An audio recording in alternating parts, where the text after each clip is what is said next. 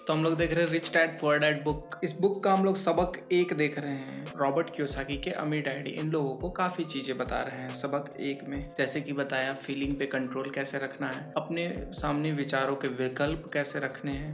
मतलब हम कोई भी काम करने चाह रहे हैं तो हमारे सामने ऑप्शंस होने चाहिए जिससे हम लोग बेटर ऑप्शन पे काम कर सकें। इस तरह से बताते हैं कि करियर का ऑप्शन रखना है, अपने फीलिंग पे कंट्रोल करना है, अपने दिमाग का इस्तेमाल करना है और काफ़ी चीज़ें बताते हैं। तो पिछले वीडियो में हम लोगों ने देखा था कि कैसे ये बताते हैं कि अपने सामने विचारों के विकल्प होने चाहिए, यानी हमारे सामने करियर ऑप्शंस होने चाहिए और वो ऑप्शन हमें खुद से चुनने, खुद से बनाने हैं। इस तरीके से बातें बताकर उन्हें समझाकर फिर वापस ये लोग जब जाने लगते हैं तो तब बातें क्या होती है, जब हम स्टोर की तरफ वापस मुड़े तो अमीर डैडी ने यह कहा कि अमीर लोग हकीकत में पैसा बनाते हैं, वे इसके लिए काम नहीं करते। उन्होंने यह भी बताया कि 5 सेंट के शीशे के सिक्के ढालते समय जब माइक और मैं यह सोच रहे थे कि हम पैसे बना रहे थे तो हमारे विचार उसी रास्ते पर चल रहे थे जिस पर अमीर लोग चलते हैं। दिक्कत सिर्फ इतनी थी कि हमारे लिए ऐसा करना गैर कानूनी था। सरकार और बैंकों के लिए ऐसा करना कानूनी था, परंतु हमारे लिए नहीं था। पहले ही हम लोगों ने देखा था कि बचपन में ये लोग एक बार पैसा बनाते हैं, मतलब एक्चुअल में सिक्का ढालते, जैसे डुप्लीकेट नोट काफ़ी लोग छाप करके या डुप्लीकेट सिक्के बना करके मार्केट में चलाते हैं, उसी तरह ये लोग भी वो सिक्के ढालने लगे थे खुद से ही। टूथपेस्ट, रॉ मटेरियल्स वगैरह इकट्ठा करके बचपन में ये लोग उस वक्त छोटे थे, 4-5 साल की उम्र के थे, उस वक्त ही ये लोग सिक्का ढालते हैं, क्यों हमारे पास पैसा क्यों नहीं है बोल के वो लोग अपना पैसा ढालने लगते हैं और खुद से बनाते हैं पैसा। तो अमीर डैडी उसी पे कहते हैं कि एक्चुअल में यही है, अमीर लोग इसी तरह करते हैं कि वे लोग पैसा बनाते हैं, पैसे के लिए काम नहीं करते। वो लोग पैसे से पैसा बनाते हैं या फिर दिमाग का यूज करके अब पैसा बनाते हैं। तुम लोग जब वो पैसा ढालने का निर्णय लिया था और जब तुम लोग वैसा काम कर रहे थे तब तुम लोगों का दिमाग उसी रास्ते पर चलना शुरू हो चुका था कि हम लोगों को पैसा बनाना है। सिक्के बनाना या नोट छापना या पैसा बनाना हम लोग भी जानते हैं कि हर आदमी वो काम नहीं कर सकता। सिर्फ एक रिजर्व बैंक होता है इंडिया में या फिर और कहीं पे भी, बैंक के पास वो पावर होता है या फिर सरकार के द्वारा जब वो बोला जाता है तब वो पावर होता है।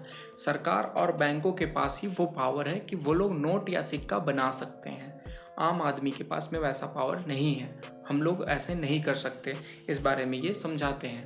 लेकिन तुम लोगों का दिमाग उसी रास्ते पर चल पड़ा था जिस रास्ते पर अमीर लोग चलते हैं, क्योंकि अमीर लोग पैसा बनाते हैं, पैसे के लिए काम नहीं करते। कहते हैं कि उन्होंने यह भी बताया कि पैसा कानूनी और गैर कानूनी दोनों ही तरीकों से कमाया जा सकता है, लेकिन हमें कानूनी तरीके से कमाना है। गैर कानूनी पैसे से हमें कुछ भी नहीं करनी है, ना गैर कानूनी तरीके से हमें पैसा नहीं बनाना। अमीर डैडी ने बाद में हमें यह समझाया कि अमीर लोग जानते हैं कि धन एक भ्रम है जो हकीकत में गधे के सामने लटकी गाजर की तरह होता है। धन के भ्रम के कारण जो डर और लालच पैदा होता है उसकी वजह से ही अरबों खरबों लोग यह सोचते रहते हैं कि धन असली चीज है। धन दरअसल एक माया जाल है। जनता के अज्ञान और भरोसे के भ्रम की वजह से ही ताश के पत्तों का यह महल खड़ा रह पाता है। सच कहा जाए तो गधे की गाजर धन से ज्यादा कीमती है, उन्होंने कहा। वो बताते हैं कि धन एक भ्रम है जो अमीर लोग जानते हैं कि हमें सिर्फ पैसे के लिए जिंदगी भर काम नहीं करना है। जो गाजर एक गधे के सामने लटकी होती है उसी तरह हम लोगों के सामने भी पैसा होता है जिसके पीछे हम लोग भागते हैं। जैसे वो गाजर के पीछे गधा भागता है उसी तरह हम लोग भी पैसे के पीछे भागते हैं, तो हम लोग भी उसी गधे की तरह हो जाते हैं। लेकिन वो बताते हैं कि वो एक भ्रम है, इसलिए हमें उसके पीछे गधे की तरह नहीं भागना है, अपना दिमाग का इस्तेमाल करके पैसा कमाना है। उन्होंने अमेरिका के गोल्ड स्टैंडर्ड के बारे में भी बात की और यह बताया कि हर डॉलर का नोट असल में चांदी का प्रमाण पत्र है। उन्हें यह अफवाह से ज़्यादा चिंता हो रही थी कि किसी दिन हम लोग गोल्ड स्टैंडर्ड को छोड़ देंगे और हमारे डॉलर चांदी के प्रमाण पत्र नहीं रहेंगे। जब ऐसा होगा बच्चों तो कयामत आ जाएगी। गरीब, मध्यवर्गीय और नासमझ लोगों की ज़िंदगी सिर्फ इसलिए बर्बाद हो जाएगी क्योंकि वे यह भरोसा करते रहेंगे कि धन ही असली चीज़ है और वे जिस कंपनी के लिए काम करते हैं वह कंपनी या सरकार उनका ध्यान रखेगी। उनकी बातें उस दिन हमारी समझ में नहीं आ रही थी, परंतु सालों बाद जाकर मुझे यह समझ में आया कि यह बड़े पते की बात थी। उन लोगों के बारे में बता रहे हैं जो लोग जॉब करते हैं कहीं पे, किसी प्राइवेट कंपनी में या सरकार के पास जॉब करते हैं और यह सोचते हैं कि सरकार या फिर वो प्राइवेट कंपनी उनका ज़िंदगी भर ख्याल रखेगी, लेकिन ऐसा नहीं होता है। क्या होता है कि एक एज तक आप किसी भी कंपनी में या सरकार के साथ ही काम करते हैं, आपका वो टाइम पीरियड ख़त्म हो जाता है या फिर उस कंपनी को आपसे कोई प्रॉफिट नज़र नहीं आने लगता है, तो कंपनी क्या करती है कि अपने एम्प्लॉयज़ को रिप्लेस कर देती है। नए एम्प्लॉयज़ जो नए एजुकेशन लेकर के आते हैं उन लोगों को जॉब दे देती है, और जो पुराने एम्प्लॉयज़ होते हैं उन लोगों को निकाल देती है। या फिर जो लोग ज़्यादा उम्र के हो जाते हैं एक टाइम के बाद उन्हें निकाल देती है, रिटायरमेंट हो जाता है, उन्हें जॉब नहीं मिल पाता है कहीं पे भी। और वे लोग जॉब सिर्फ इसलिए करते हैं क्योंकि उन्हें लगता है कि धन ही असली चीज़ है, और उसके पीछे वो लोग उसके बिना अपनी ज़िंदगी को नहीं देख पाते हैं। दिखावा में ये वो बहुत सारी अपना खर्च बढ़ा लेते हैं और उसी के पीछे वो चलते जाते हैं। लेकिन हमें यह करना है कि अगर हम कहीं पे जॉब कर रहे हैं तो पैसा बचा करके अपना ऐसा काम करना है कि उससे पैसा बन सके।